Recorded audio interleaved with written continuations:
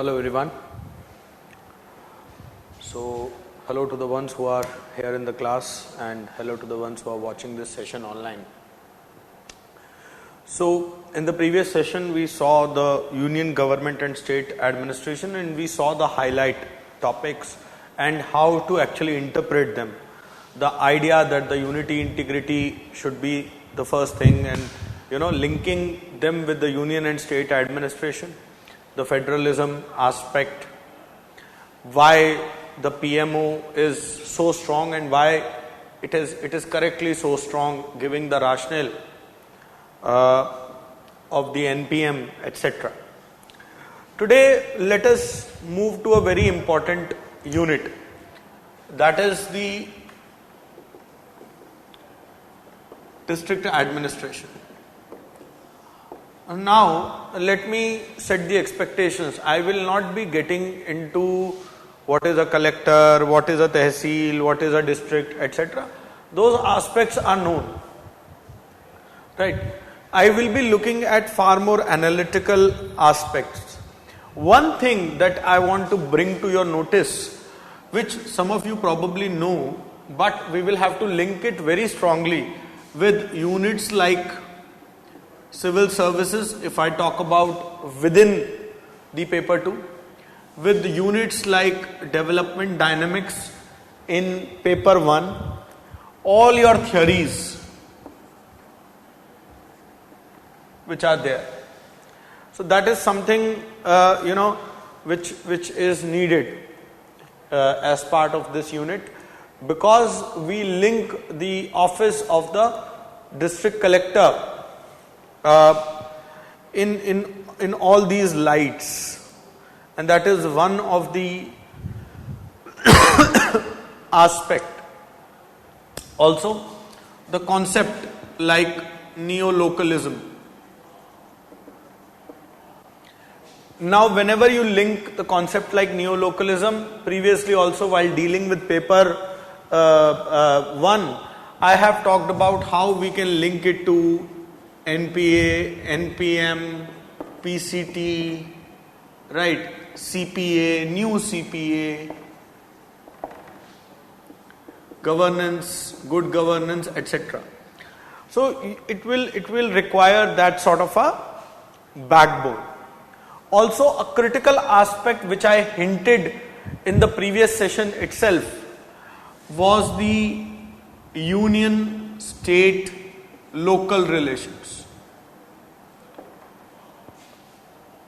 Now while looking at this, primarily the focus would be on finance, where we were talking about the role of the CFC or the Union Finance Commission or the Central Finance Commission, and the SFCs, the grant and aid aspect that we study as part of the local government. And through this we'll be having a fair idea of things like rural, urban governance. Why am I talking about this? Because all of these things are related, right? So we'll be taking them in a particular order. We'll be first discussing the district administration, and I'll be highlighting the so-called important hero topics which are there, and we'll be discussing and adding value to the overall unit and trying to link it with other aspects. A lot of linkages I've done before already, the ones that I'm talking about, but we'll try and take things to the next level in terms of enriching further. Okay, so I hope you have these things in mind. Now, with regards to the unit, if you will see, the role of collector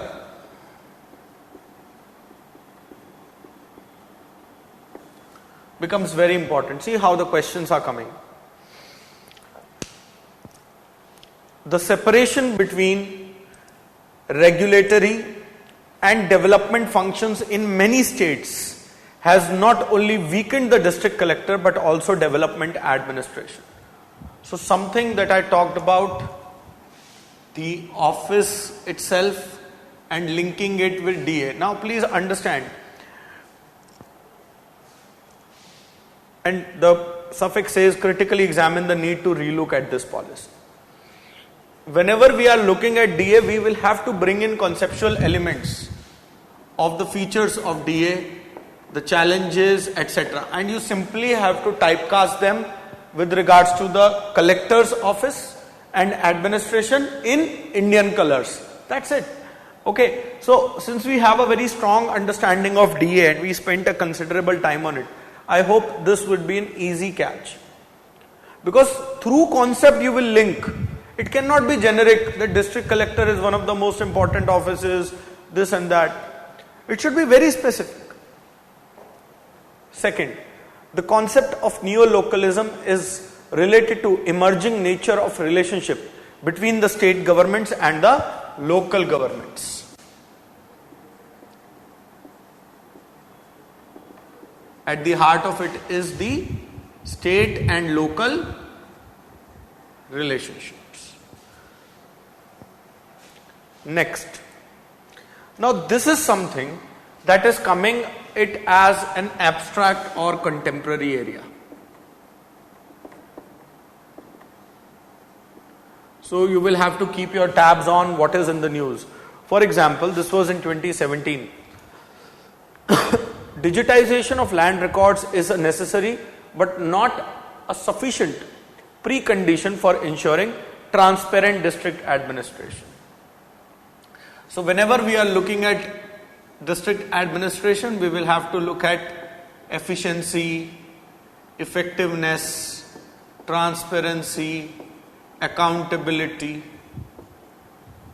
all those aspects. But it is looking at it with a point of view of digitization. Okay, so your learning from second ARC, your learnings on the benefits and the threats of digitization will come handy here. But of course, we'll have to reflect it in the context of the Pabadish characteristics. Next, contracting out task without effective accountability mechanisms can be counterproductive for effective service delivery. Now this question is a question which can be placed anywhere, that the contracting out of task without effective accountability mechanisms. It can go in accountability and control paper 1, but this is something we are talking about paper 2. So the idea of accountability is central, and service delivery, which is happening at the district level. The smallest unit of administration is district, and therefore we have kept it here. Next, development management advocates self-sustaining, customer-friendly institutions at the district level. Self-sustaining, customer-friendly. Aren't we talking about something related to NPM?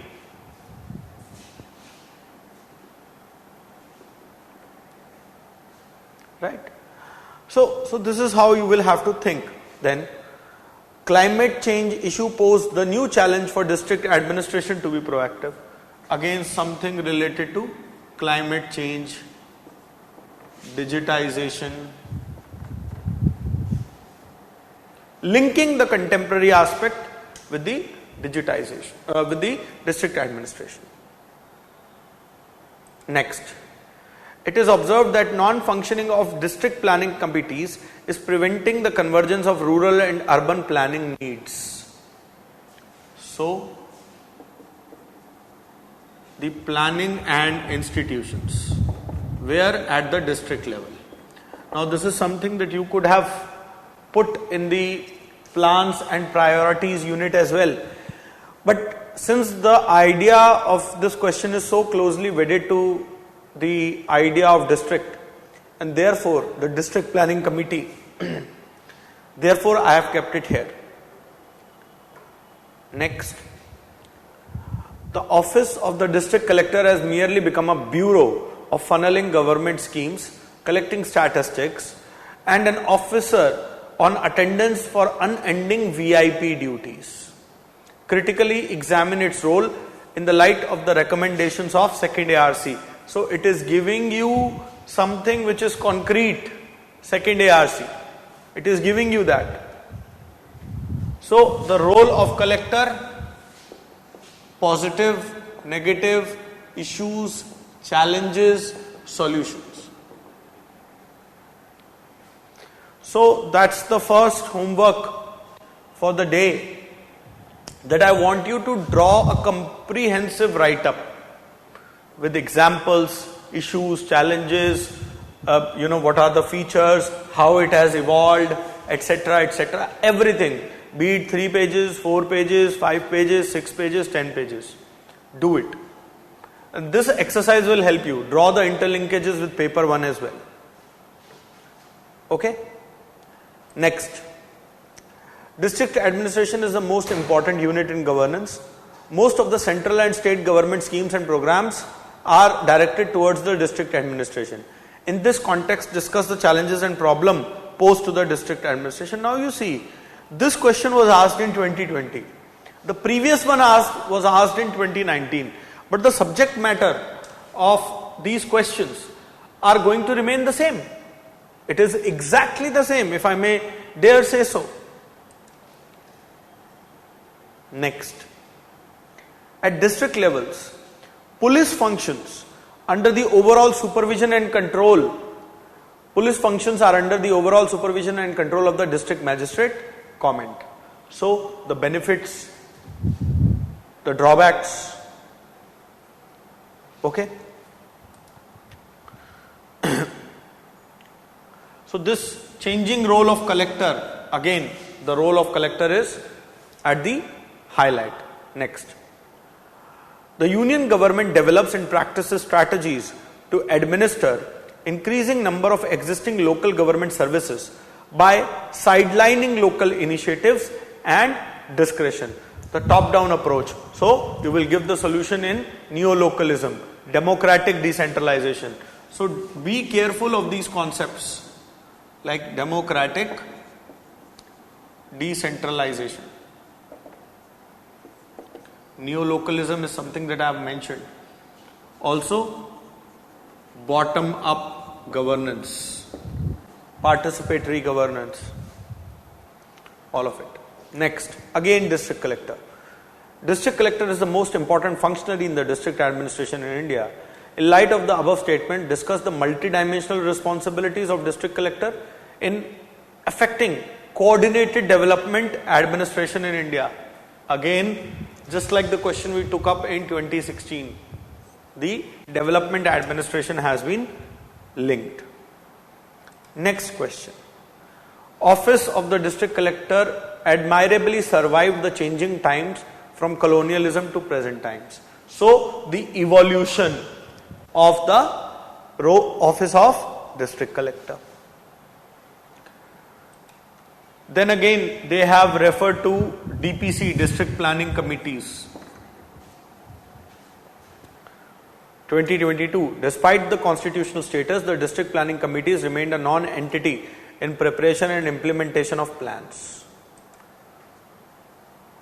23, there is a need to redefine and realign the functions of district collector. Comment. So these are the areas in which you have a lot of scope, and if I say that the office of the district collector, even if one question has been asked, like in 2023, it was regarding the office of the district collector. So this part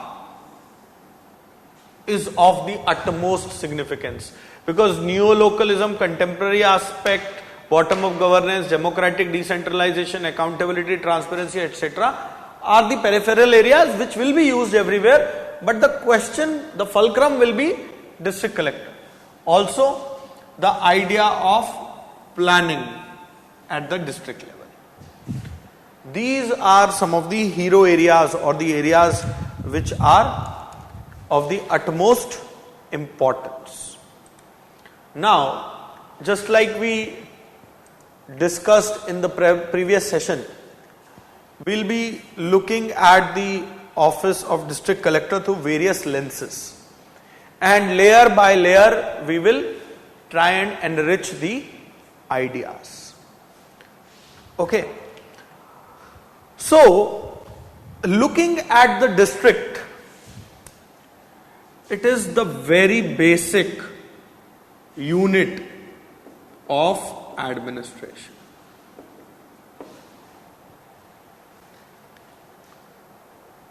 Right? And its existence as the basic unit of administration has been there throughout the history.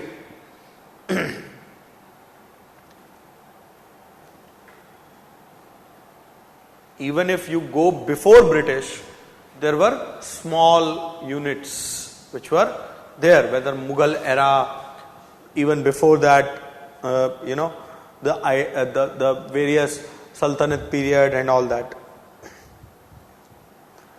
But the identity as we recognize today of the district is largely a relic of the Raj, British Raj.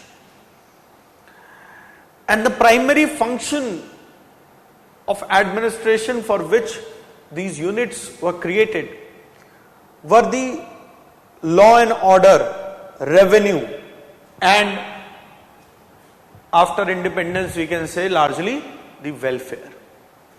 But it does not undermine the importance of law and order and revenue.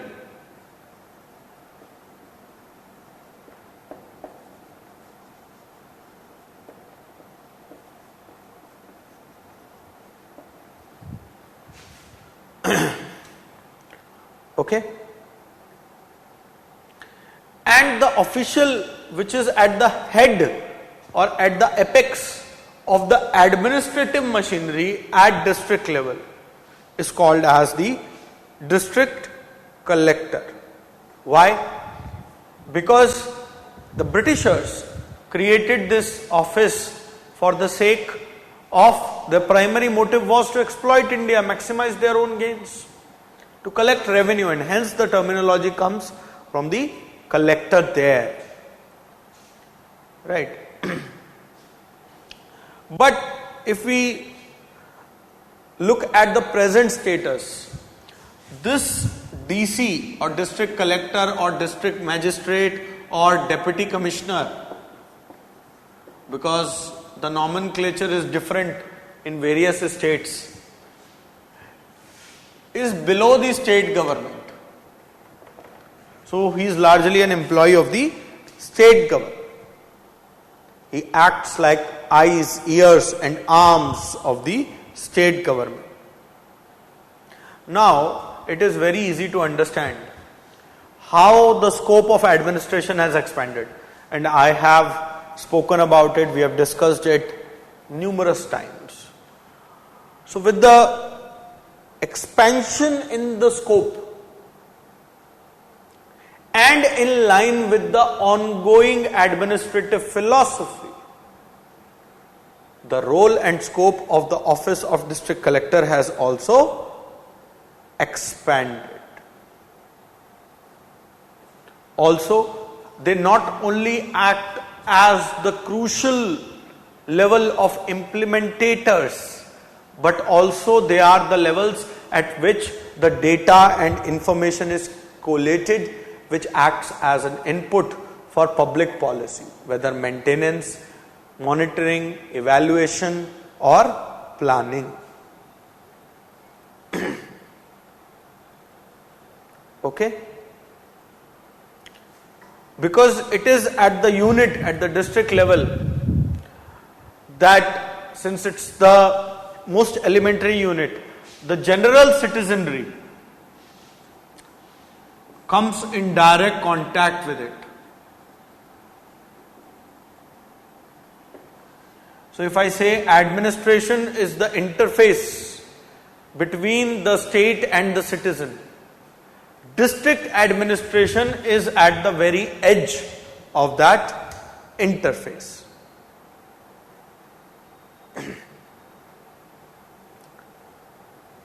right?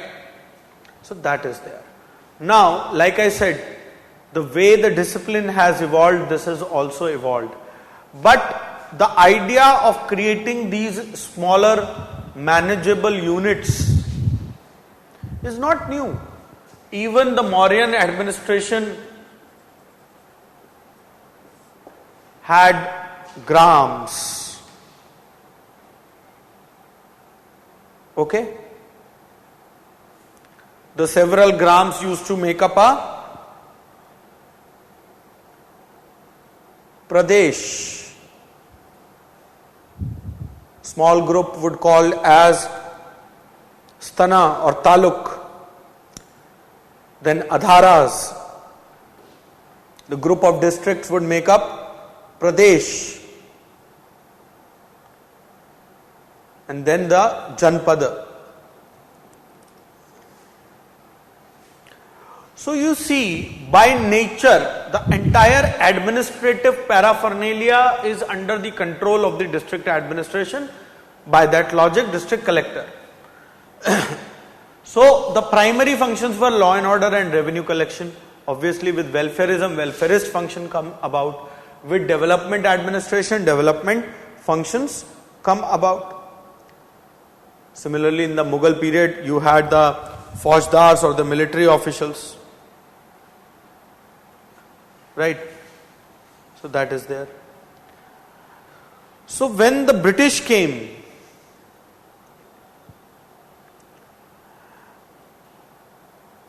they said that okay, this model which is there is good enough. We can use this model a bit with certain tweaks. Okay? Because now they had two objectives. One, to actually amass as much as resources as possible, revenue collection. The other being to actually consolidate power on the native land.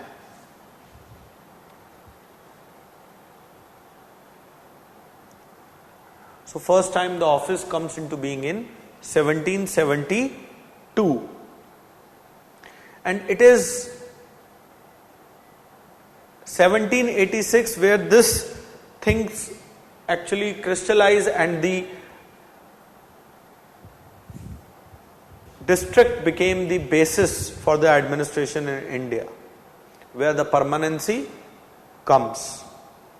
So your revenue, civil justice and magistracy were all combined in the office of the district collector.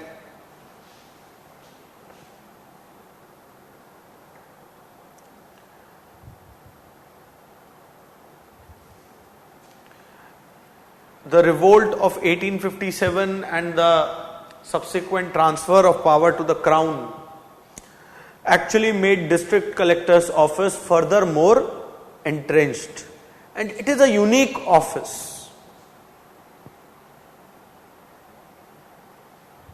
Nowhere it exists elsewhere.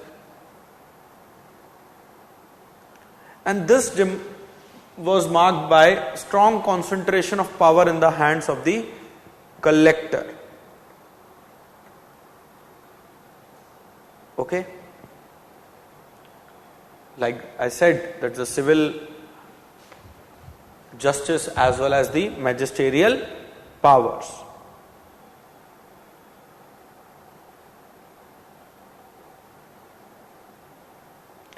But something changes. 1919, some sort of representative legislative councils are brought about.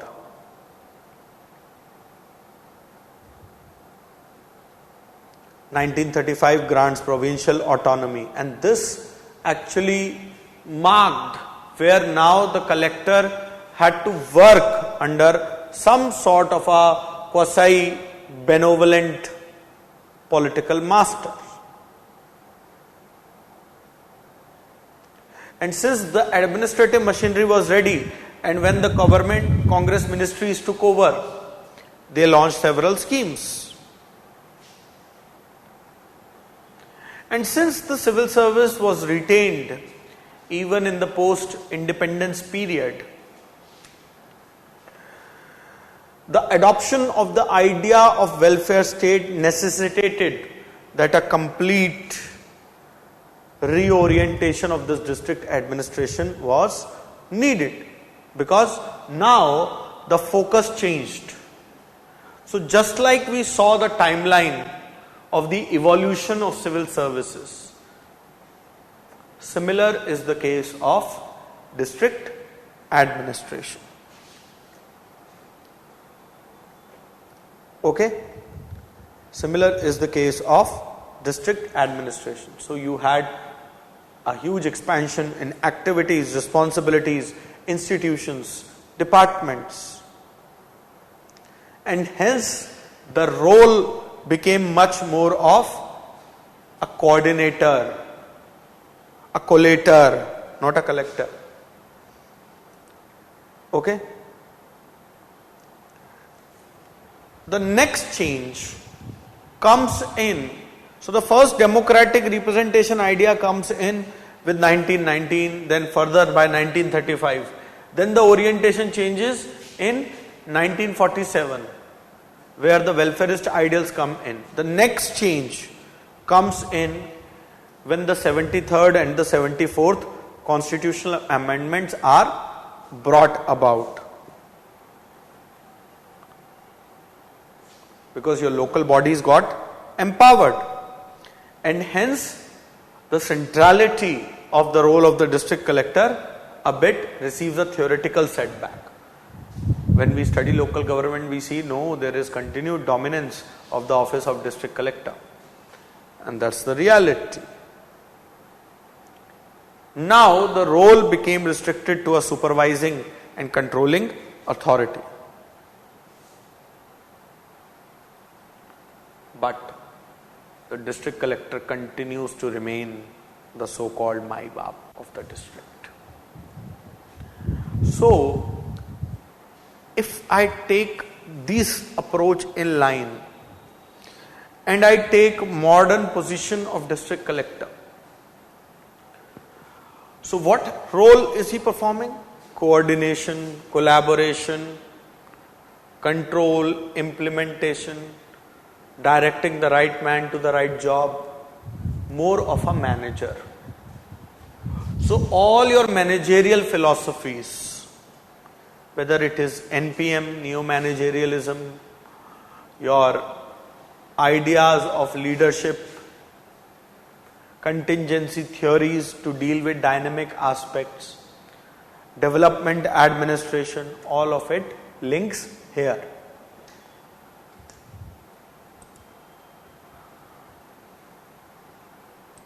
Right?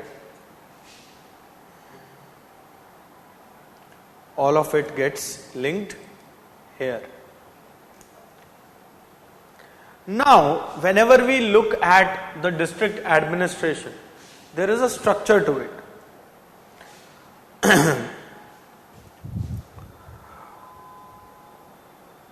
Somewhere it is called district collector, district magistrate, or the deputy commissioner, but largely is an administrative service officer, generally of newly minted or somewhat, in the initial years of the service of the IAS, or a state administrative service individual. Okay? While the police machinery, so DM is at the apex, you have the SP and the police machinery, and there you have the other civic administration.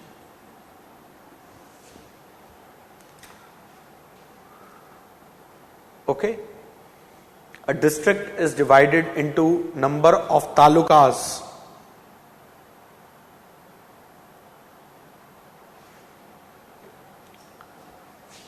So you have talukas, and a group of them is called as a tehsil.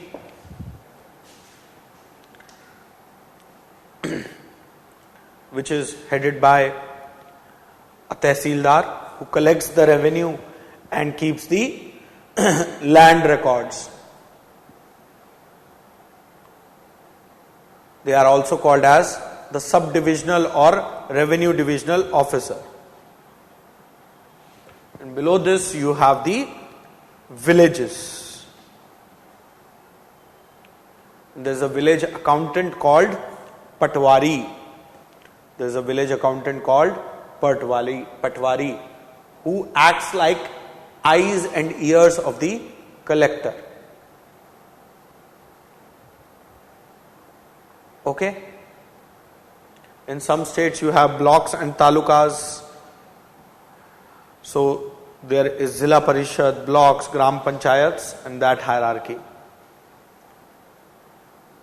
Okay? Then you have officials across the various dimensions. For example, you have the SP, you have the Chief Medical Officer, Sessions Judge, Executive Engineer, District Education Officer, District Food and Supply Officer, District Social Welfare Officer, District Development Officer. So now I hope you understand that these offices were the result of the appendage of more and more functions to the office of District Collector. These were not the functionaries which were originally there, but the District Collector actually has to coordinate and lead all of them. They had their respective departments, and collector actually maintains that. So all your bureaucratic Weberian hierarchy, span of control, your tailor, Fayol, all of them will come and plug here. Okay? So a network of interrelationships are there at district level.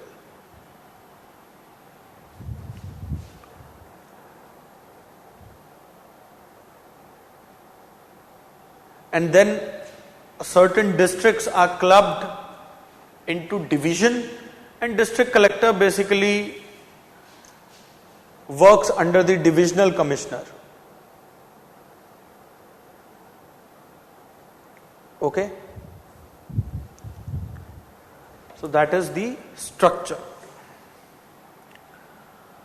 Now, let us have a broad survey of the changing role.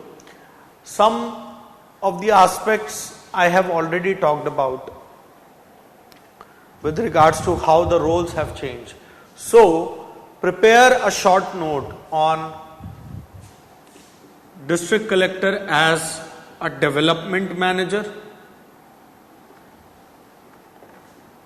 as a crisis manager,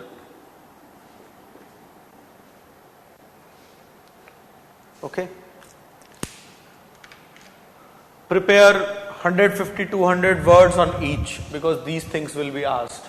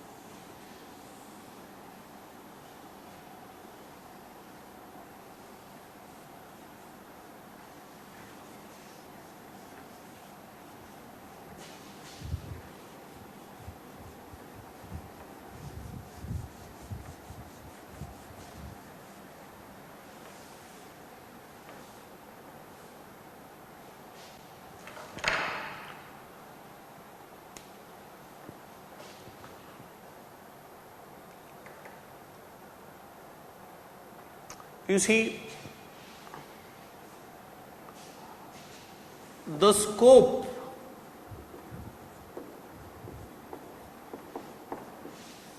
has varied from time to time. During the British, we saw that there used to be a single officer.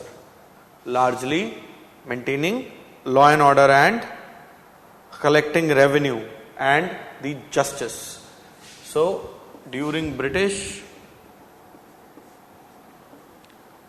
law and order, revenue and justice, all in one sort of a characteristic. So you see, in this sense, for a majority of the Indians, what they meant by government is synonymous to what they meant by collector. Collector was the embodiment of the government.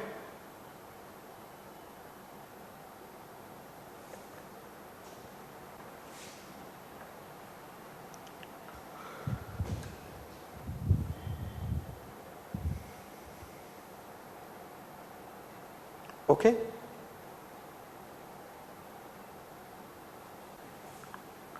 So it was like the incarnation of the British rule on ground. The father, the mother of the district.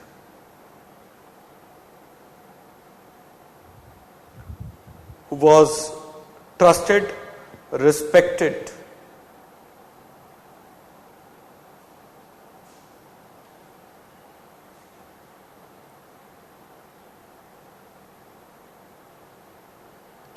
And these units, the district collector,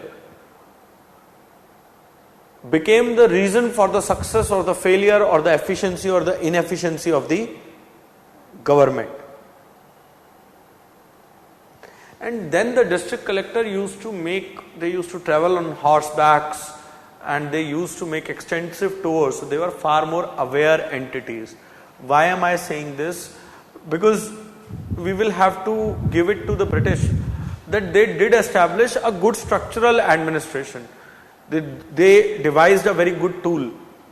Okay, obviously the person or the ideology behind that tool determines what good or bad it brings. But as a secular tool, it was a great tool. Okay? So it was, like I said, one of the most respected but also one of the more feared institution. Because it is the office of the district collector which acted as an embodiment.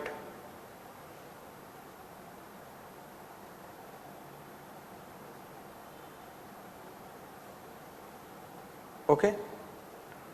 And therefore this made the collector the eyes and ears of the government. It was the other officials who were posted in the district who used to look up to the district collector for aid, advice, interventions, providing solutions.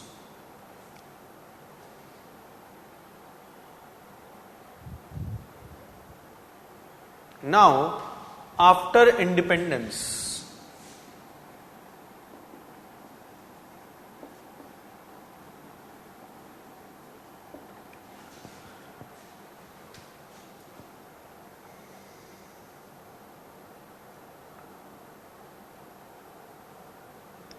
was the welfare. Why? Because of the democracy.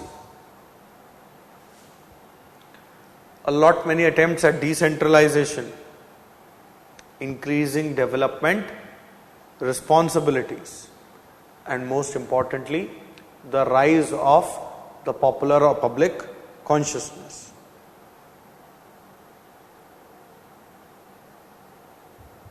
So from a traditional police state, law and order, maintenance, revenue collection, to a welfare state. And this led to, like I said, proliferation of new offices, new departments, new institutions.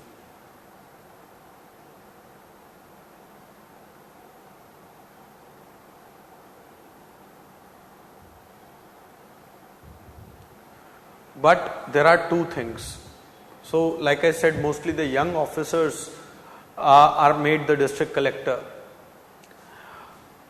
After the independence, the new recruits carried both the things. first a new zeal to work for a new nation, as well as they carried some of the older elitist characteristics.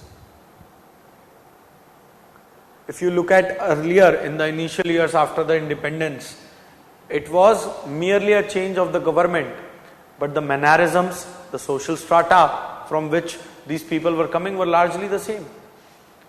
It is only up to recent decades that things have changed because of reservation, spread of education to a far more egalitarian setup.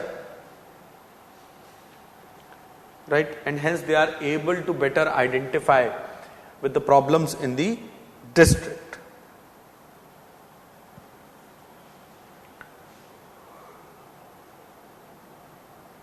You see,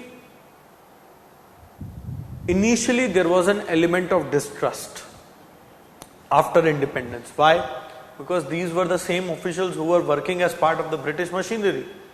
Now they had to work under or for the democratic country for welfare. So there was an element of distrust between the political class and the office of the district collector.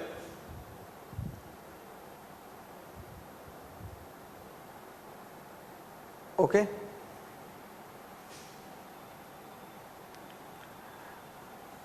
But these suspicions were laid to rest soon,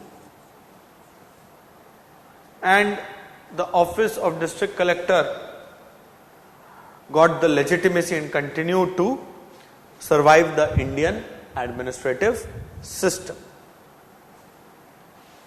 Now, we will have to look at certain aspects. For example, development vis-a-vis district administration.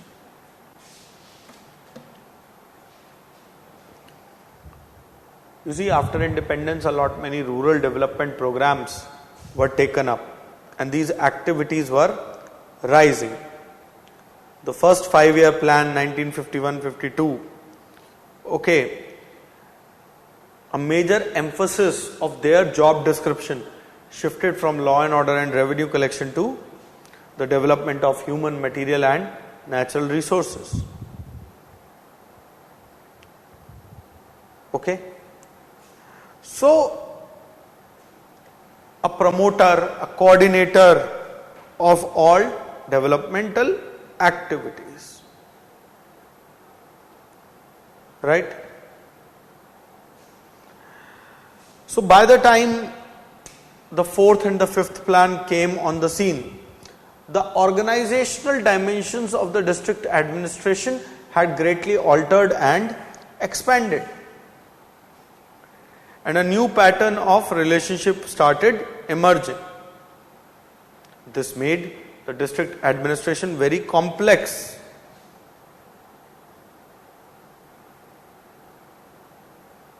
And from the 6th plan onwards, we see that the district development officers are being appointed.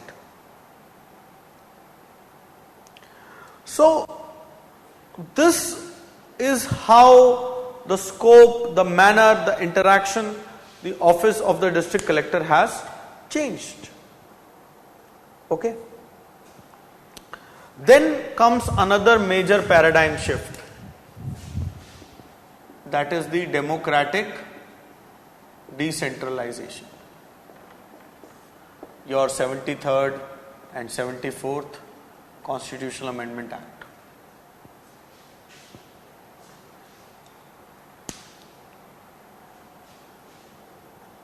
Balwant Rai Mehta Committee actually recommended a system. The committee had recommended that the collector should function as the chairman of Zilla Parishad.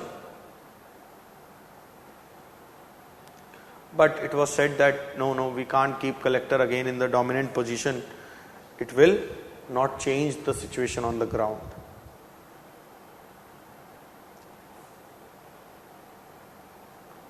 Right? And then there are other committees, Ashok Mehta Committee, etc., which changed. So the new patterns of relationship actually emerges after 73rd and 74th Constitutional Amendment Act between the collector and the PRIs.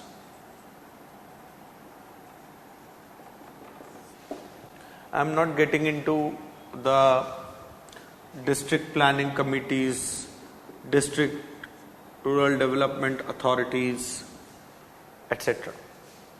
I hope that is pretty clear to you and that is known. You see, after the empowerment of the local bodies, a lot changed. The acts actually avoided covering the relationship and powers of the district collector vis-a-vis these institutions.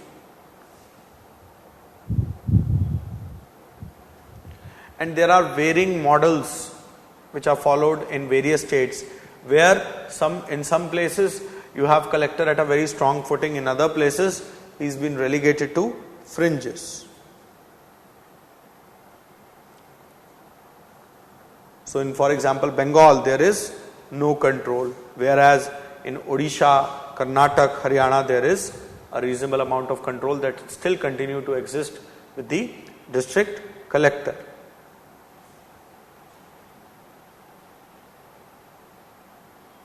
Okay, so these two strands emerge.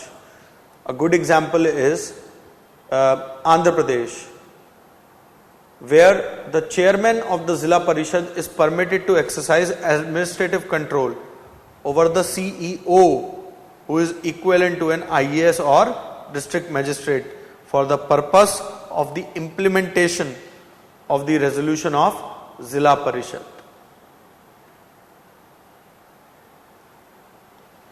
In UP and MP, Madhya Pradesh, the Zilla Panchayat has the power to control and supervise administration of the DRDA, District Rural Development Agency, within its jurisdiction. Whereas in Karnataka, the collector till now remains very powerful.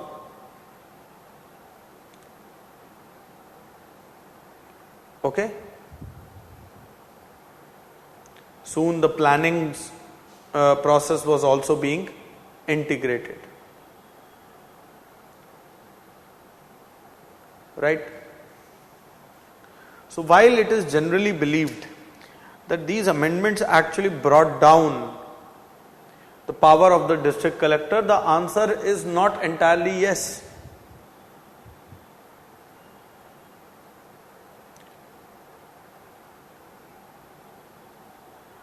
It has given the district administration a say to control, monitor, and even recommend suspension and dissolution as an agent of the state government.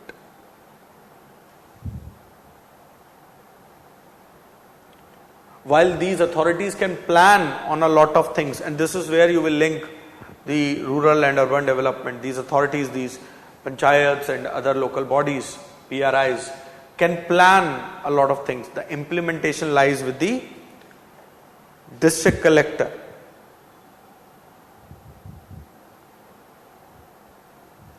Whatever these committees are formed, your committee on public health, education, etc., they are generally headed by the collector or some bureaucrat below him.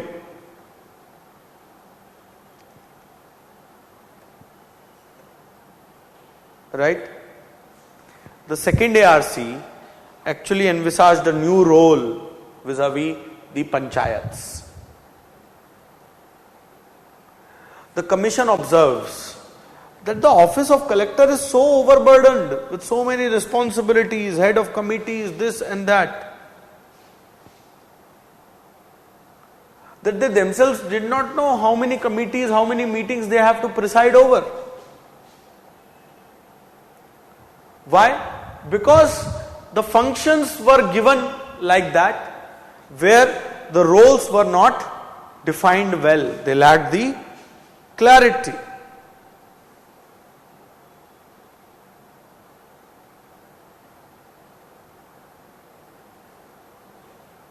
Also with regards to the functions which have been transferred by the state government to these local bodies did not require the collector.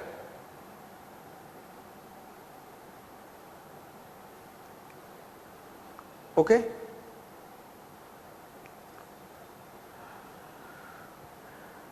So what should be the collector of the day should be concerned with? A set of well-defined activities, statutory as well as non-statutory. General work of coordination between various departments and agencies of the state and the union at the local level or at the district level.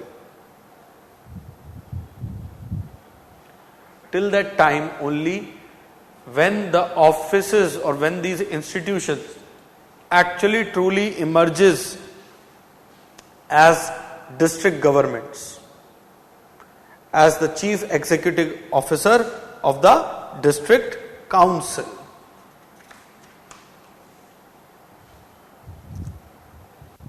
Okay, so that is the preliminary idea that I wanted to give with regards to the office of the district collector and administration at the local level.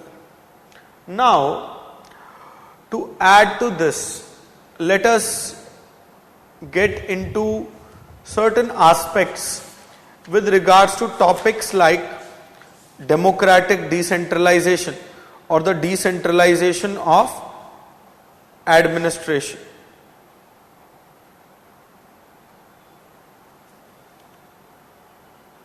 Okay, and I just want to mention a tree of sorts so that you have a fair idea what to touch upon.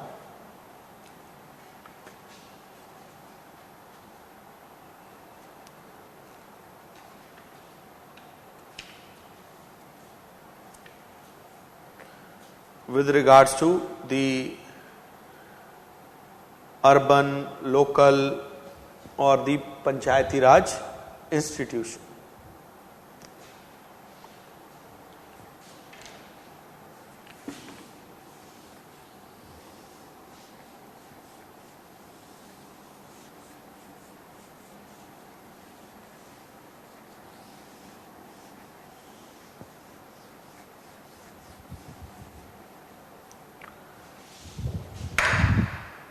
You see, the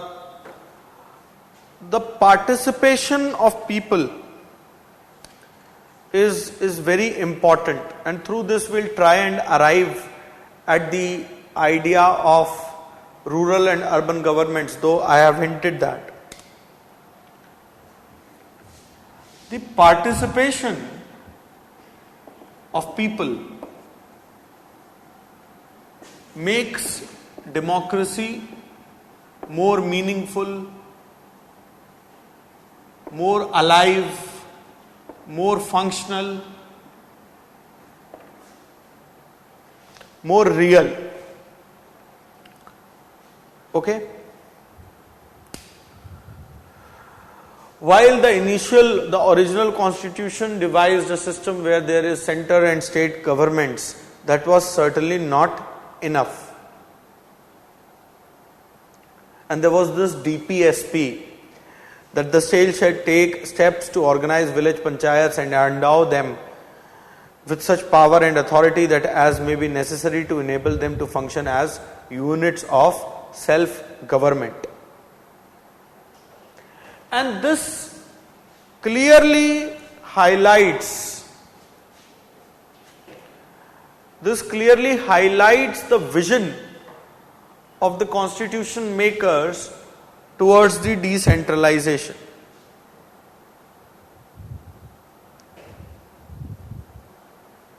So to actually deepen the democracy, the idea of decentralization was brought about by the 73rd and 74th Constitutional Amendment Act.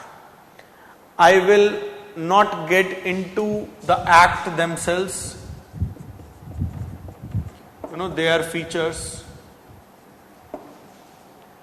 This is something that you have to do. What are the powers, authority, responsibility of these various legislations? Okay. And the allied agencies, for example, the Finance Commission, the State Finance Commission. But the idea has been associated or came to associate with a lot of things that you should remember. That is why I am just giving a framework, right? I will be talking about their PYQs as well. Grassroots development, women empowerment, empowerment of marginalized, bottom up participatory democracy,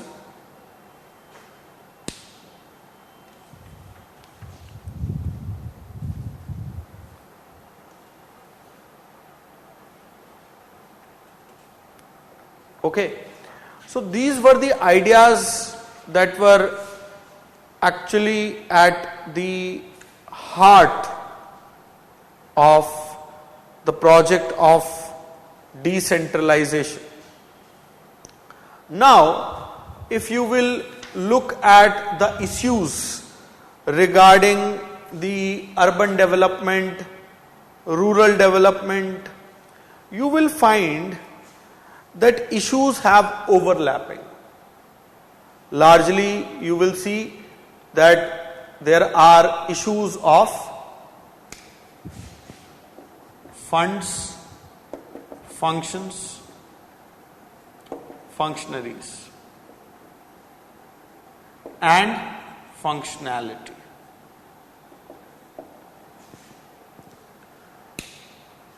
You see, India continues to remain a country where its majority of the population lives in villages, and hence the rural development cannot be out of the policy psyche. Also, the migration, urbanization, economic development or the increased levels is a phenomena, and hence the urban development cannot be also put out of the psyche.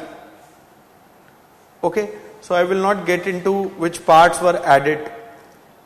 There are various programs. You can go through the programs.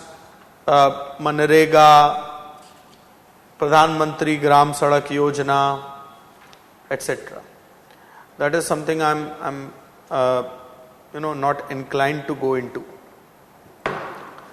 Now, there is a philosophical shift which is happening at the ground level, at the local level, whether urban or rural, from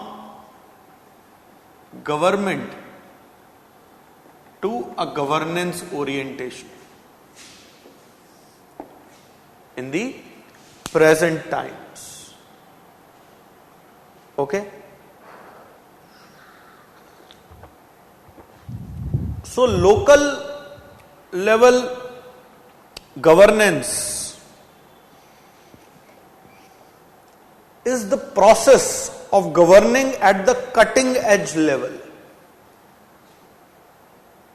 involving a constellation of agencies and actors, including the conventional government entities,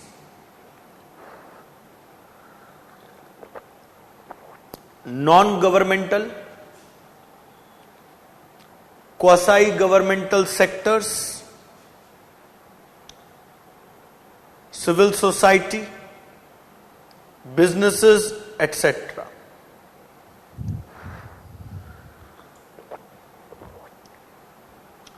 So the decision making which is happening at this new local governance levels is considered as collaborative, multi-stakeholder or a joint stakeholdership idea.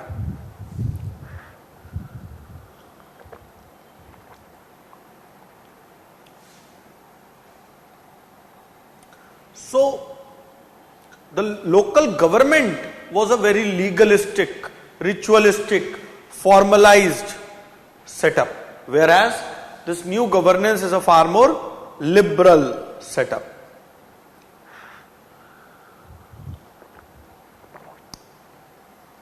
Why? Because it is based in the post-bureaucratic notion of organization. So the formalism is de-emphasized. Interaction, negotiation, collaboration is emphasized.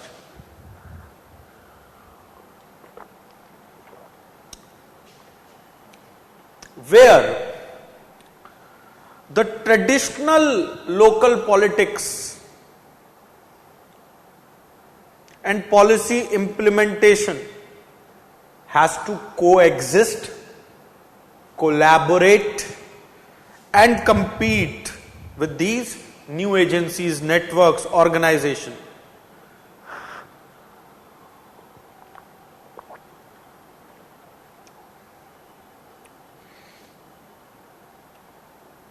You see, it has opened the windows for businesses as well. I want to set up a company. Why are the state governments making land pools, encouraging industrialization?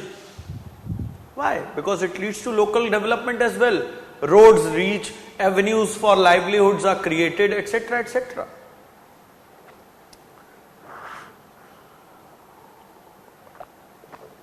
So these local governance initiatives are actually acting as a melting pot between the state and the non-state agencies, which have, including the businesses, which have traditionally have had a relationship of distrust or mistrust.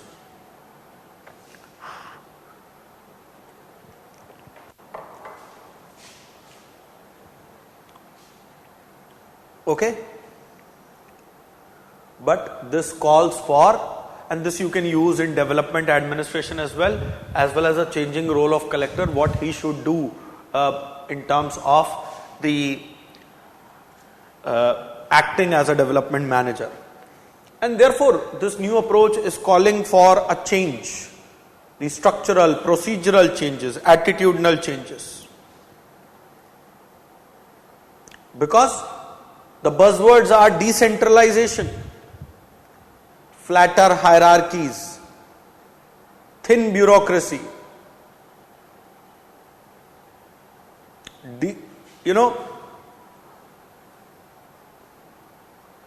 so the empowerment of the local bodies, both financially as well as through authority.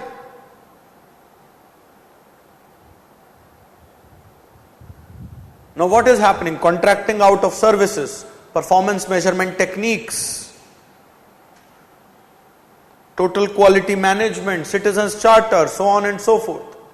And this needs an attitudinal as well as perceptual changes on part of the functionaries. So the office of district collector, the local administration, they all need it.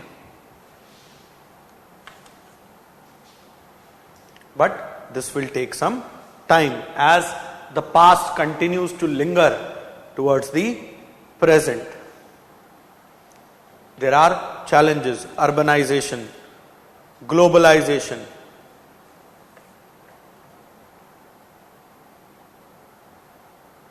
The customers are now, the citizens are enlightened, increasing demand, and hence these local governments have to function within that environment.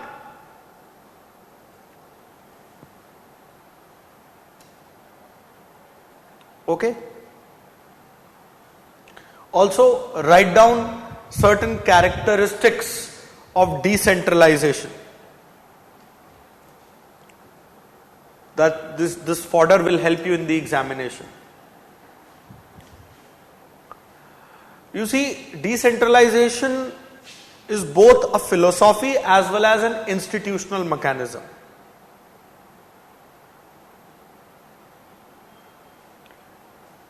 So what is happening? From power centers to a widely distributed power structure in which the local communities get empowered. Second aspect, autonomy is at the heart of decentralization. Otherwise, what's the point? So the yardstick of the quality of decentralization can be gauged from the extent of the autonomy.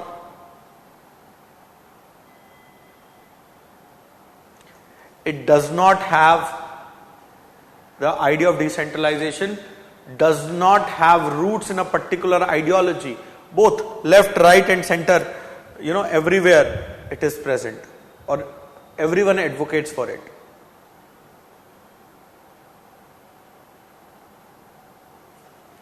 The recent surge for globalization emanates, surge for decentralization emanates from globalization. The whole global local debate, neo-localism, etc.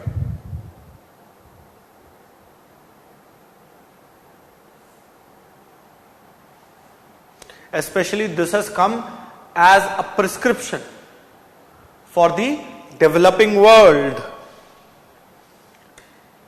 who are advocating localization through decentralization to empower these countries, to empower these states to reach better levels of development. Now what happens? Whenever decentralization happens, new institutional spaces are created that leads to the citizen or the public empowerment, leading to deepening of democracy. So if you will write points like this, it will be beneficial.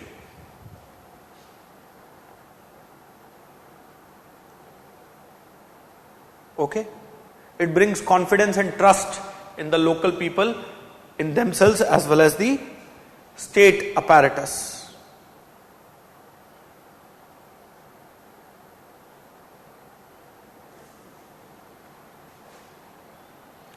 Now further, it helps in cutting red tape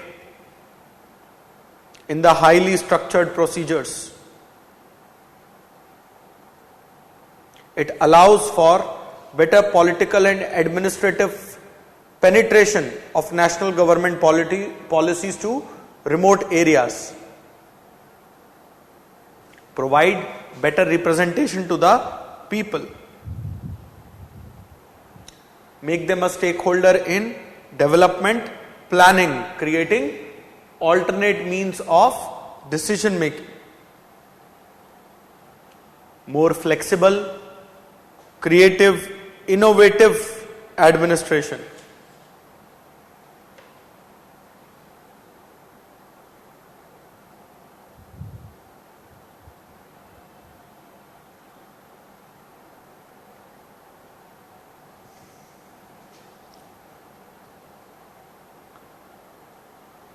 Okay?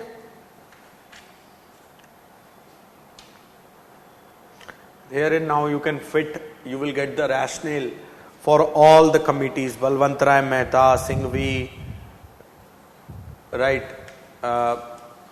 the Ashok Mehta, all these aspects will be there. I hope you all know the challenges of PRIs and the urban local bodies, right?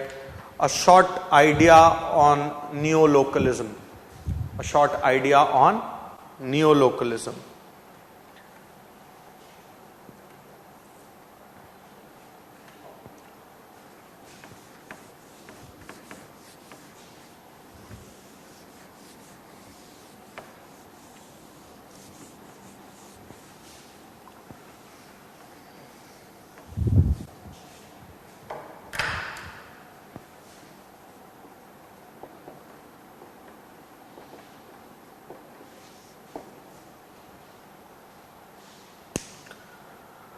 You see, the concept of neo-localism actually owes its origins and popularity to the United Kingdom. and the Tony Blair administration in the UK. The Tony Blair administration in the UK. Right. So, it is a fairly recent idea, it's not very old. Now, at the crux of it, everybody will say that it is about the decentralization of power or the devolution of power up to the local government agencies. But it is not without its restrictions. Only within a framework of national priorities and goals.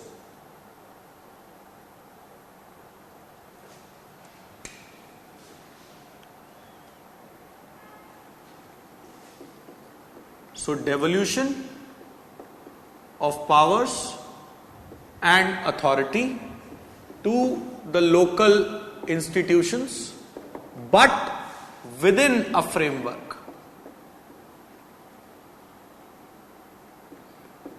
of national priorities and goals.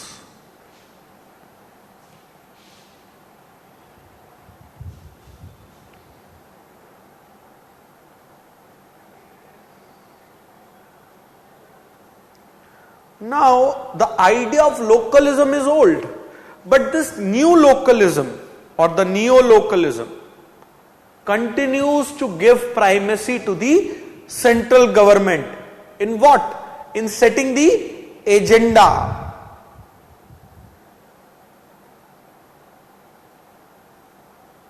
That surrounds local autonomy and action. So therefore we can say this was a cautious devolution of power to the local government in order to implement the national goals. It was not a blanket decree. So this nuance you have to understand.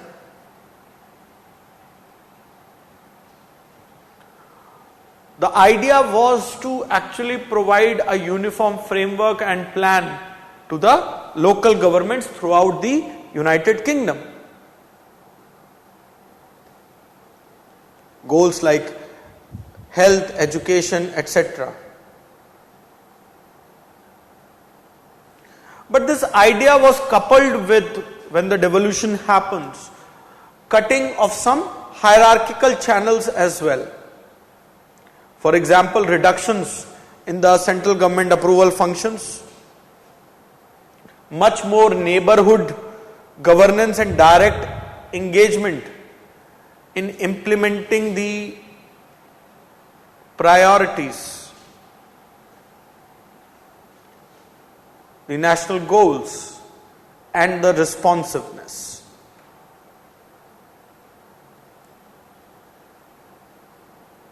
So while it recognizes the role of the central government in bringing changes, it binds the central government to the developments at the grassroots, in bringing changes to the grassroots.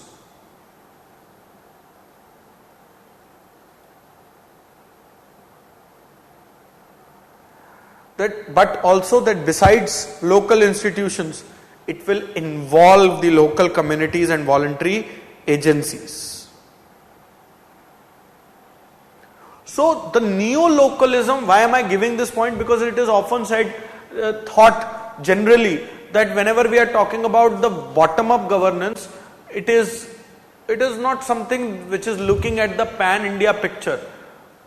And neo-localism is often used as a substitute for the the same as a common name for the bottom-up governance. But the goals remain national and the meta levels, the supra goals. So the concept of neo-localism is not the denial or refutation of the national goals, policies or reforms. This I wanted to convey. Rather, it is refocusing on the local levels, community, neighborhood, to align themselves with the national goals.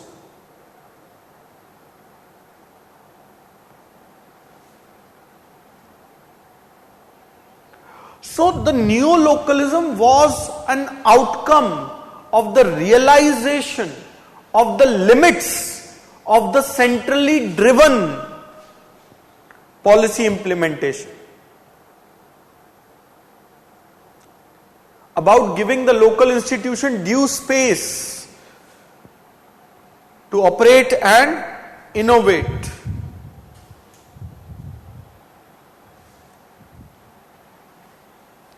Right? And in that sense, the neo-localism is something that we should be looking at.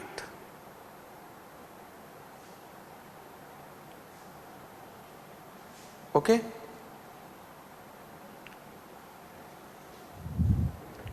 So that is something that is vital to understand. Now, after covering the district administration and the rural and urban ideas, I want to mention certain points, and then we will take up the hero areas from the rural and urban development unit to better understand. Okay?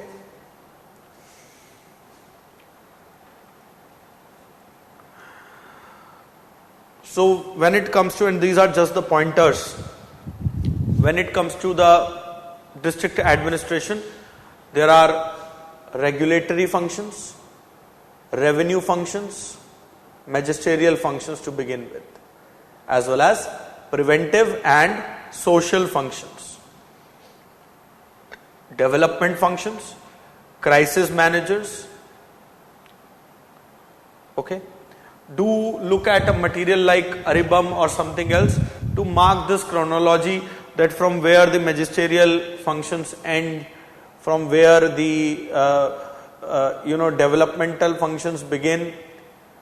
That is something which is there. Also, keep a check on the recent programs and policies which are there. Right? Also with things like your CP grams and other grievance redressal mechanisms. Okay? With regards to the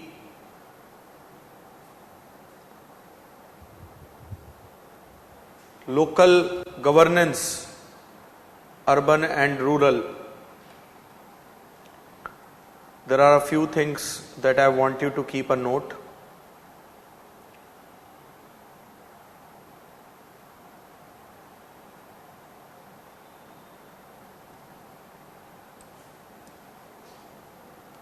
Just give me a moment.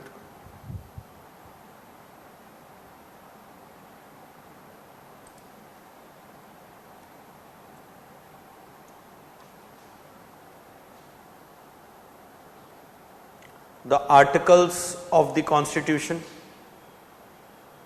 the DPSP Article 40 that we talked about, organize village panchayat and give them, endow them with appropriate powers. Right? The stakeholders involved, for example, Ministry of Rural Development, Ministry of Social Welfare, Ministry of Panchayati Raj, Health, Education, Agriculture, Child Development. Schemes like Manrega, Social Audit. Okay? Various committees like GVK Rao Committee.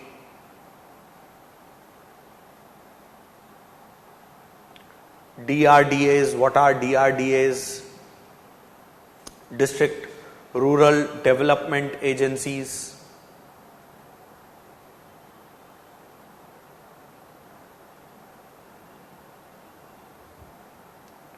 Okay, Jal Jeevan Mission. Also, programs like Sansad Adarsh Gram Yojana, programs like aspirational district program, aspirational blocks program,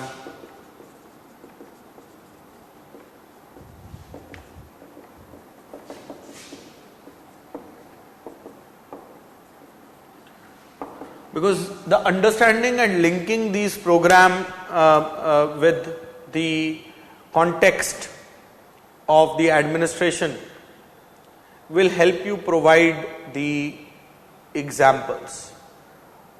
Okay. The structure, of course, the structural orientation, the 3-tier structure, Panchayat, Samiti, right? Both the forms of the urban and various municipalities, municipal corporation, all those things are there. I deliberately do not want to go very deep into them. There is no point in that.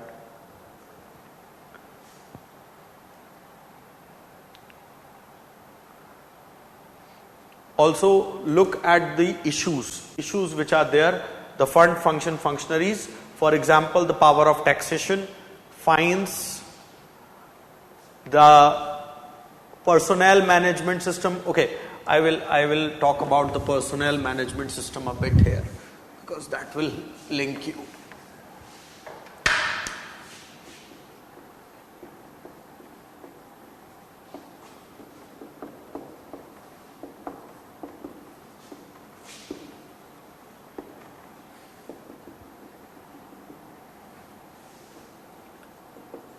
Unified, separate, integrated. Okay, unified, separate and integrated.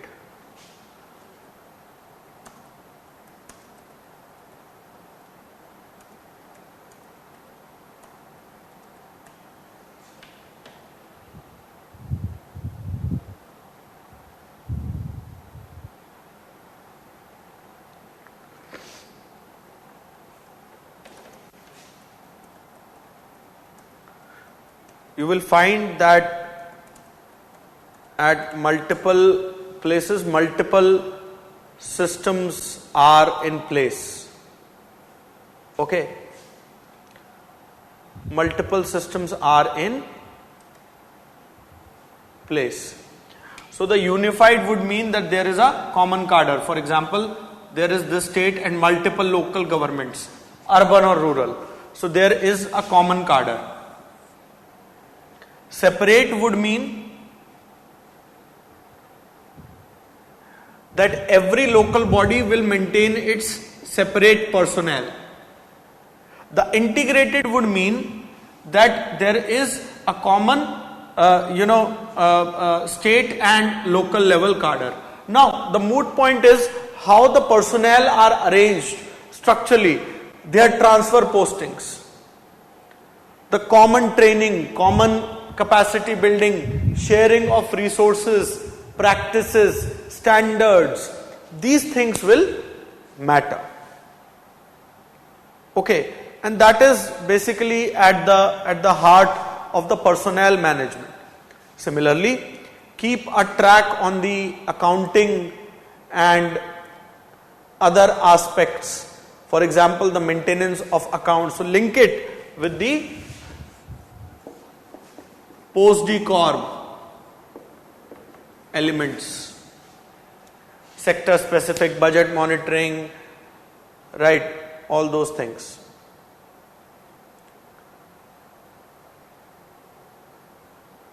Similarly, the schemes, for example, Amrut, Pradhan Mantri Awas, in that case both Grameen as well as Shahriye or rural and urban. Right, have a look at the idea, because in Delhi this has been practiced, trifurcation or separation or creation of multiple municipal corporations and the unification of municipal corporations.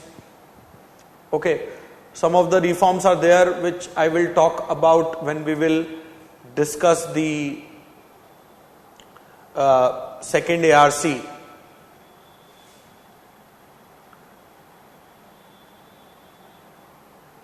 Okay. Next, let me take up briefly the global local debate, because since it is there, though a direct question has not been asked for some time, but still we need to have a look at it.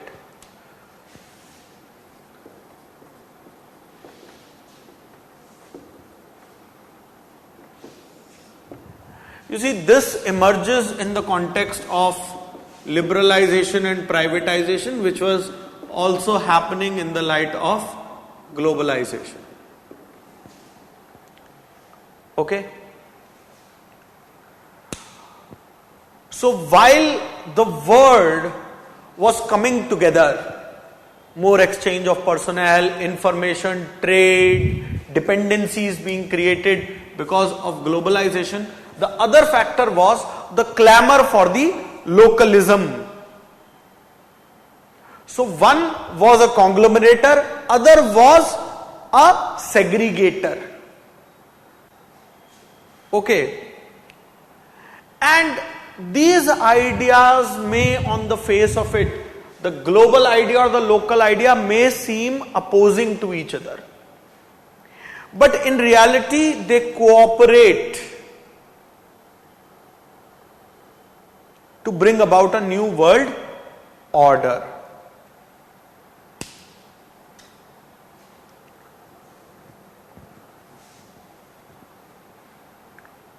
Okay? Wherein a balanced view is coming up that there needs to be certain amount of delegation. There needs to be certain amount of integration. For example, on climate change, yes, there can be an integration. For example, the net zero argument came about, on which the world united on the idea of the principle. It said that this is something which is alarming. But India, on its part, as its guideline of shared but differentiated responsibility, pushed our target for net zero. How we can contribute, how we can help others contribute in enhancing their capacities. And hence both of these ideas exist simultaneously. Okay? So that is something, that I wanted to point out distinctly. Similarly, with regards to urban government, the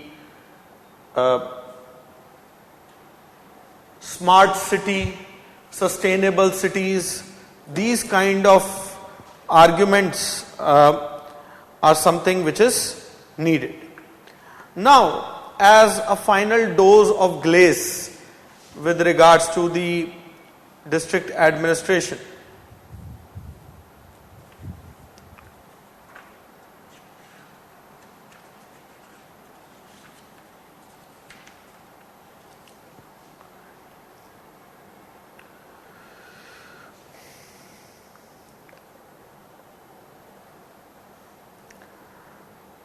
there are certain codes which I want to give and structure.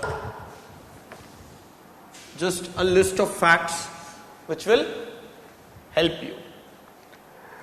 1772, the office of district collector was created, Warren Hastings. 1786, district was made the basis of administration, where the post of collector acquires a sense of permanency. 1790, the administration of criminal justice is handed over to collector. 1793, the Cornwallis Code, criminal justice is taken away. 1831, criminal justice is again added with respect to lower criminal cases. under the Lord Bentinck. So often we see the magisterial functions, and now as we see the office of district magistrate, it is largely related to two functions: the routine affairs of the administration and the development and the welfare administration. Judicial administration is not so much under the district magistrate. Yes, the overall responsibility of law and order does, but the judicial machinery exists in parallel. So the debate on the taking away of the judicial functions is not new. This has happened before. 1839, 3 offices were created: district judge, district magistrate and district collector.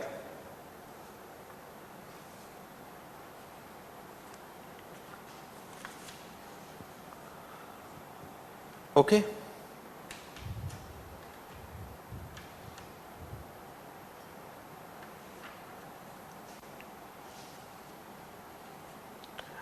Now I want to just give the headings of the challenges and the issues being faced by the district magistrate or at the district administration level.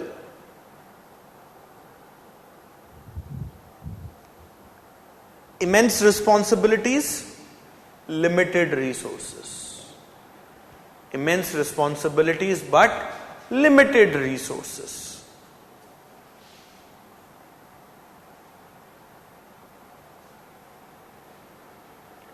Dual responsibility. While serving the orders and implementing the instructions which are coming from above, but also catering to the local needs. Corruption amongst the subordinate officers and the functionaries on the ground. Again, a conflict and a balancing act, that is coordination as well as control of the local level government institutions.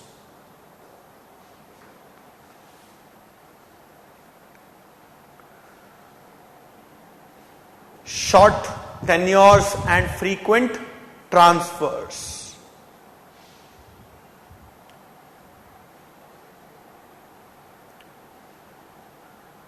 Political interference from the top, from the MP, MLA. Conflict with the local level political setup.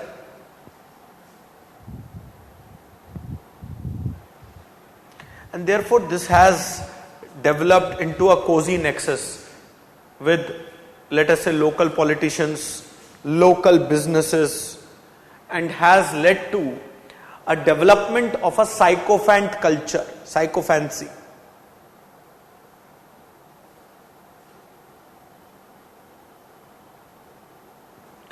Now there is a problem. There are staff agencies and there are line agencies. Okay. So if I label them as S1, S2, S3, S4,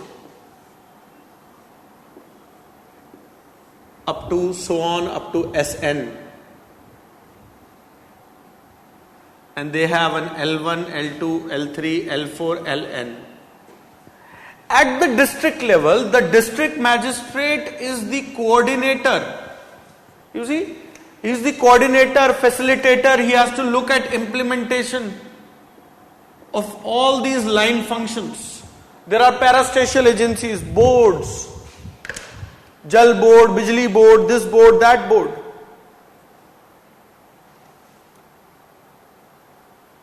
So the coordination and supervision lies with the district magistrate or the district collector. But the control lies with their respective hierarchies. And this leads to a conflict.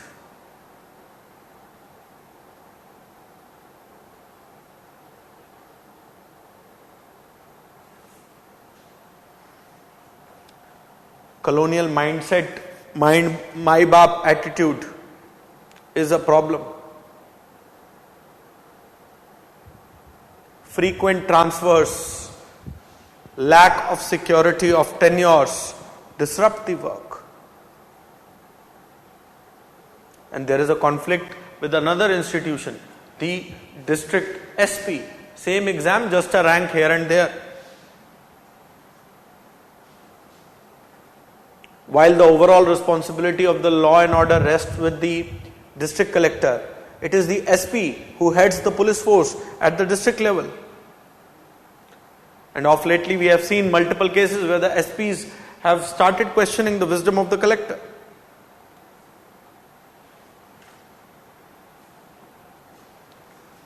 And hence this is creating a situation where there are problems.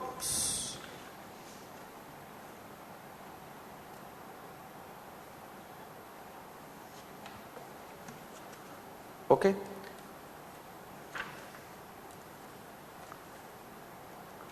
Next, with regards to the Panchayati Raj institution, I hope you know the articles of the constitution, right?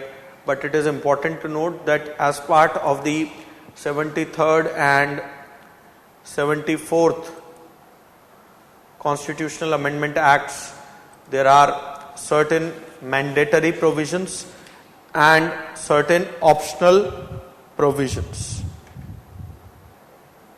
Okay, and obviously the states have followed different models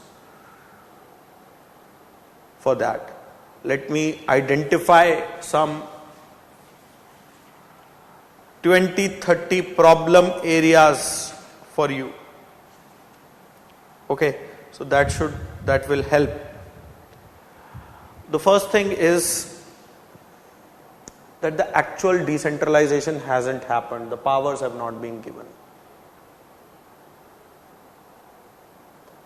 Clear functional jurisdiction has not been defined. One size fits all approach is there. Same level of budget, same level of manpower is given, irrespective of the population and size of the areas of jurisdiction.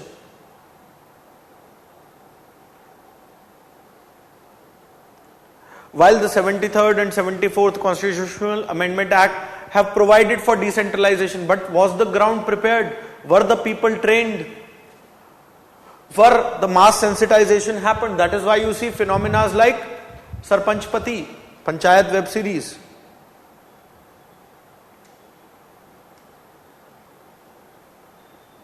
While the governance reform in terms of the constitutionalization has happened, but it has not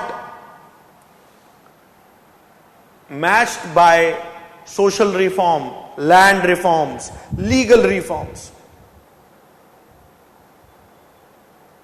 Often we see the conflict between villagers, tribals, disadvantaged with industry, with road. No institutional mechanism has been set up.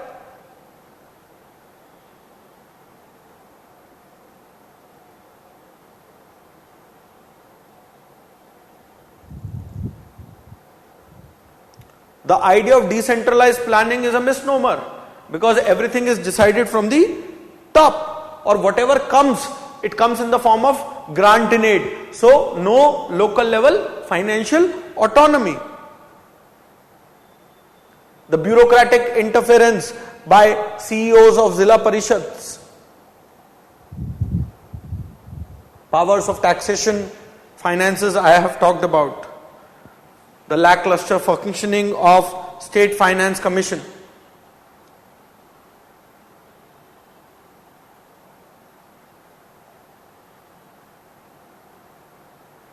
Data. No good data is available. So all your evidence-based policy making goes out of the window. Low pay scales, ad hoc recruitments, delayed examinations, lackluster personnel management setup, interference by MPs and MLAs. You see, MP lad, MLA lad, those funds are with MPs and MLAs. So more often than not, you see that the political, functionaries at these levels are beholden to those MPs and MLAs. While the institution of Gram Sabha has been recognized, but no powers and functions have been delineated for it clearly. The state government at whims can dismiss the local governments.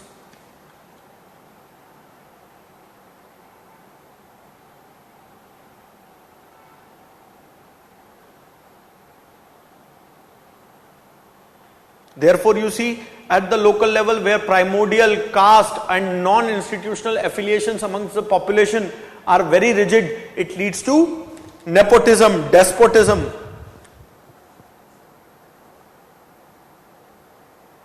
So therefore, PRIs and urban local bodies have merely rendered themselves as the local, administration, but not local government. Lack of public participation is there. Patwari, Tehsildar, they can be easily manipulated. And they are being used for other tasks than their designated responsibility. Social stratification at the ground level is preventing the developmental works, preventing the ideals of equity, justice.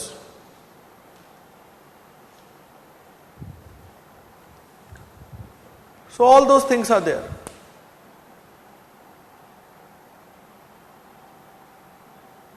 So you need to work on both the structural aspects, functional aspects, as well as the procedural aspects with regards to various things, capacity building, etc., etc.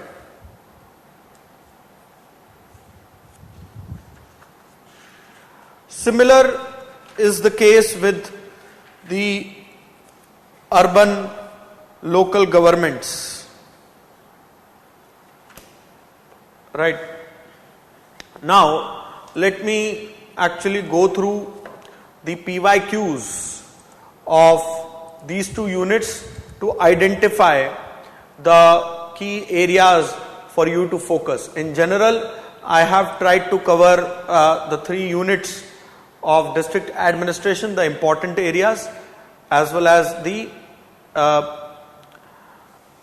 rural and urban aspect. So first, the rural development. Now you will see that a lot of it is linked to the concepts that we have already discussed: democratic decentralization, development, in light of some prevailing reality.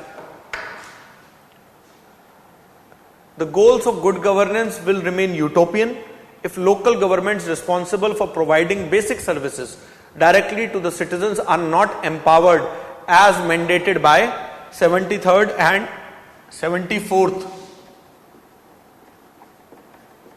Constitutional Amendment Act. So features and lacunas.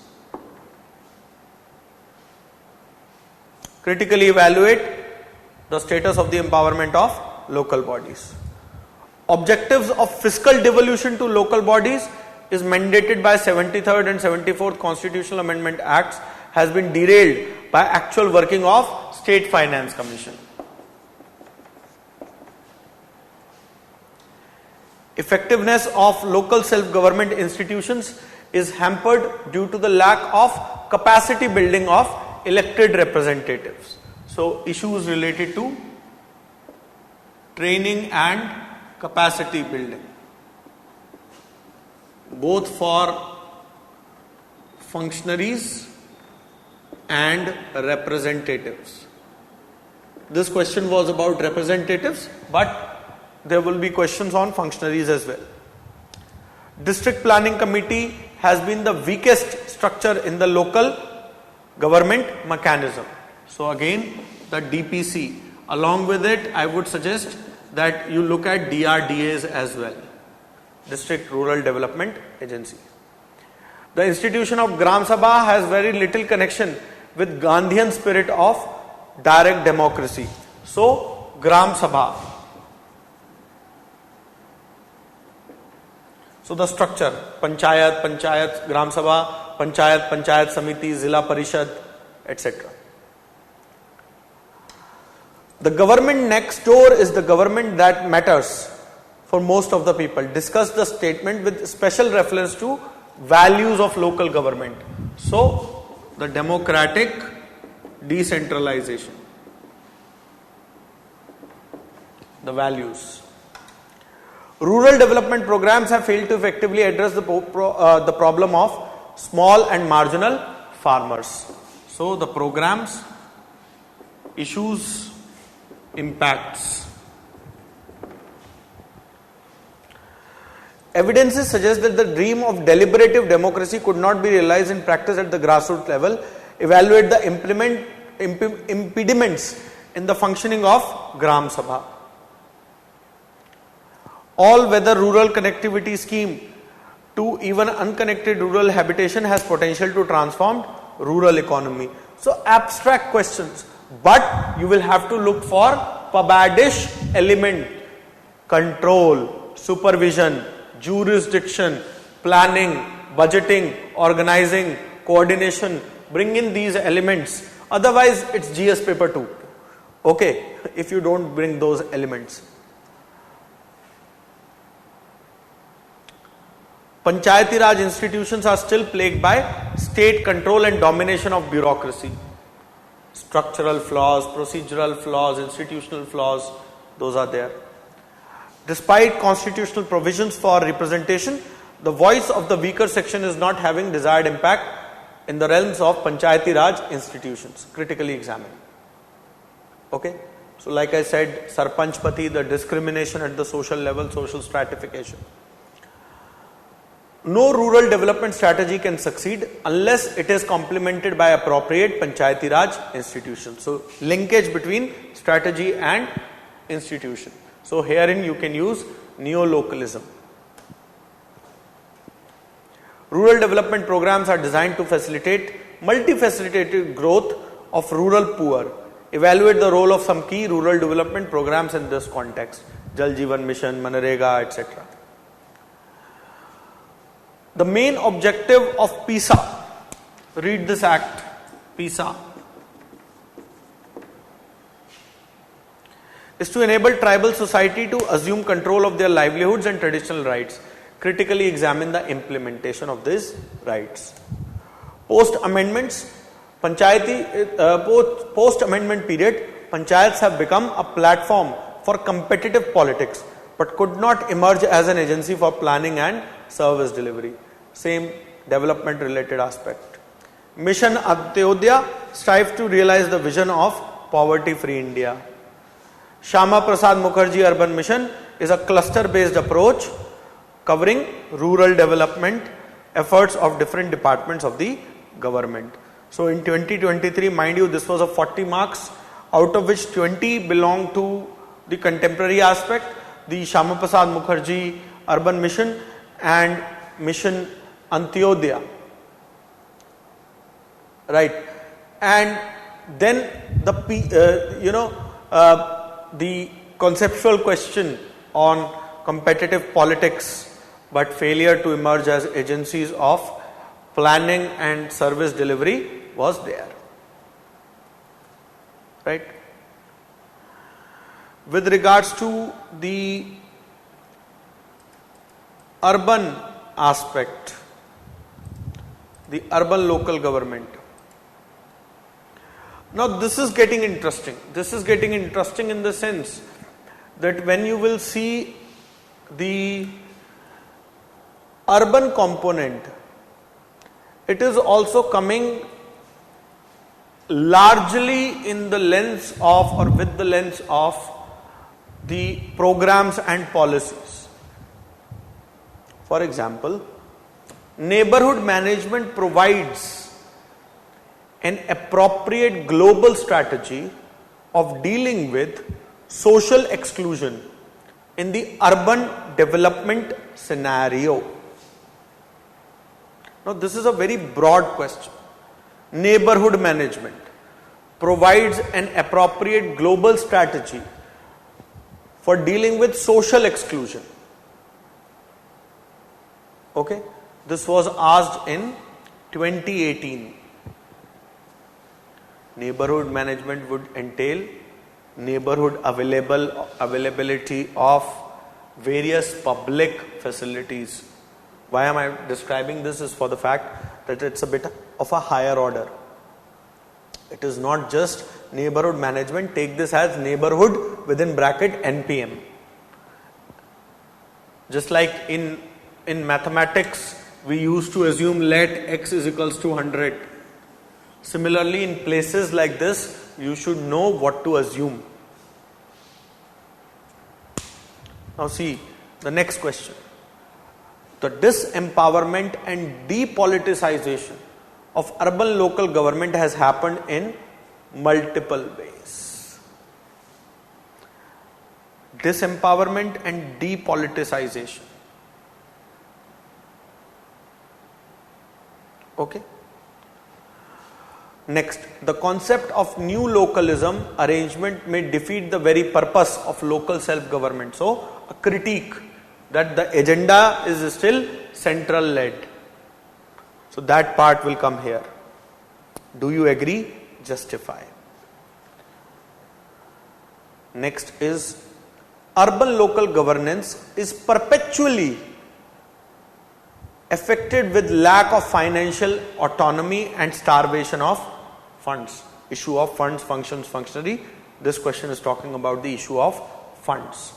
Next, just like there you had Gram Sabha, here they are talking about ward committees. Ward committees in urban local governance have remained mere tigers.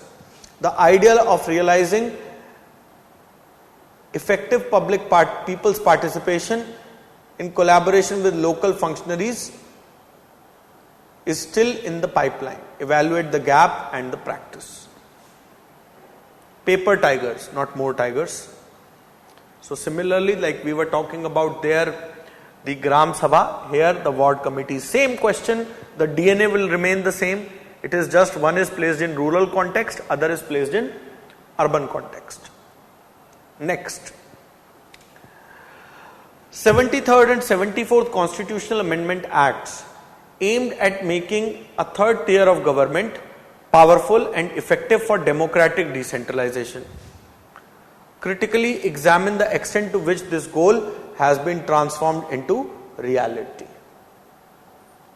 Next, contemporary urbanism advocates the integration of diverse modes of urban planning and management concerns. Urbanism.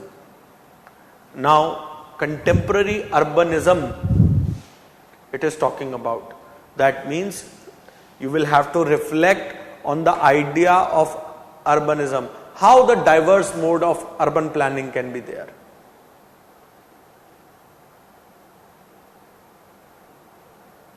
There needs to be multiple things, because contemporary urbanism, you will have to look at urban. Okay, urbanism, certain characteristics, then add contemporary.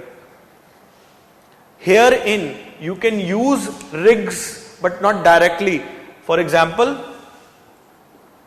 the fused societies, argument of the rigs, where the old and the new would exist simultaneously. Similarly, the prismatic elements that are present. For example, just to contextualize, female feticide, yes, is a problem. But conventional wisdom would think that the illiterate people actually commit more female feticide. But when you will look at the statistics, you will be shocked that the female feticides as a ratio of population in urban areas is far more than the pan-India average. It is being done by the so-called literate, privileged class. So there are all those elements which are there.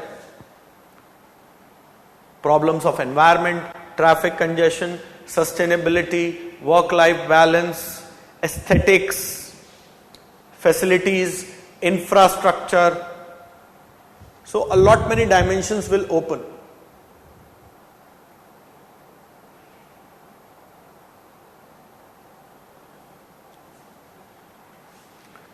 Next, the financial suitability of urban local bodies can become a reality only when they are received their due in the public finance. Same finance aspect coming again. Next, do you think that the new localism relegate the spirit of 74th Constitutional Amendment Act? Same, the criticism. Recently, 2023, it was asked, examine Project Bharatmala, Road to Prosperity, launched in 2017. Next and last, the Swachh Bharat Abhiyan is by far the most significant cleanliness campaign by the government of India. So it is asking you to examine the status of these various programs. Right.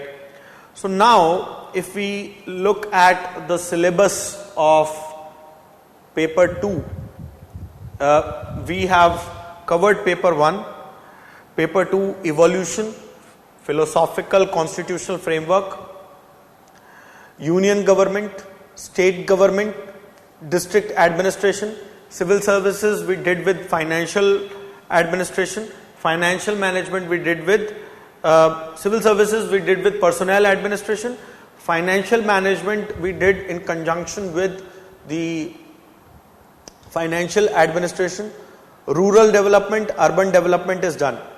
So we are left with public sector undertakings, plans and priorities, law and order administration, significant issues. With respect to significant issues, if you will see, values, the ethical component has been dealt with. Regulatory commissions we have dealt in paper 1.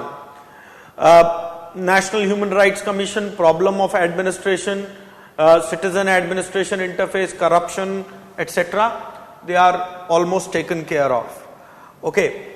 So next we will be taking up law and order, public sector, plans and priorities. And then we will do a comprehensive walkthrough through the second ARC, various reports. We will see the recommendations and how we can and where we can use those recommendations. So before we part our ways for the day, are there any queries?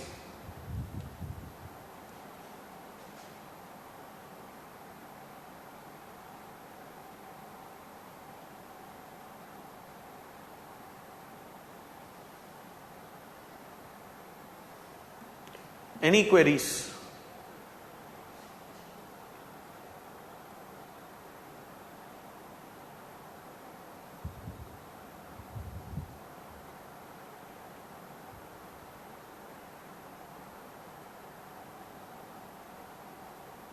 All right, no queries?